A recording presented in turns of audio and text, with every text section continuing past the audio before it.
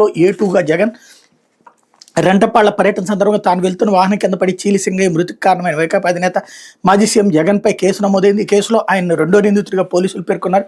ఈ ఘటనపై గత వారం గుంటూరులో నల్లపాడు స్టేషన్లో మృతుడు సింగయ్య భార్య లూర్దు మేరీ ఇచ్చిన ఫిర్యాదు మేరకు పోలీసులు BNSలోని సెక్షన్ 106(1) కింద కేసు నమోదు చేశారు. తాజాగా వెలుగులోకి వచ్చిన వీడియో ఫుటేజీలతో సింగయ్య జగన్ వాహనం కింద పడి మృతి చెందినట్టు వెల్లడవడంతో పోలీసులు ఈ కేసులో సెక్షన్లు మార్చారు.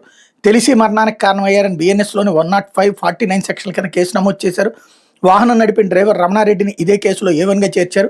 A3గా జగన్ వ్యక్తిగత కార్యదర్శి K. నాగేశ్వరరెడ్డి, A4గా వైవి సుబ్బారెడ్డి, A5గా పేర్ని నాని, A6గా విడదల రజని తదితరులను చేర్చారు.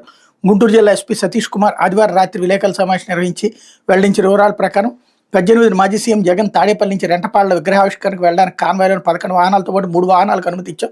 కానీ ఆ నిబంధనలకు విరుద్ధంగా ఆయన తాడేపల్లి నుంచి 50 వాహనాలు బయలుదేరారు. నల్లపాడు పోలీస్ స్టేషన్ పరిధిలోని ఏటుకూరు బైపాస్ ఆంజనేయ స్వామి విగ్రహం వద్ద సింగయ్యను జగన్ ప్రయాణిస్తున్న వాహనం ఢీకొని ప్రమాదం జరిగింది.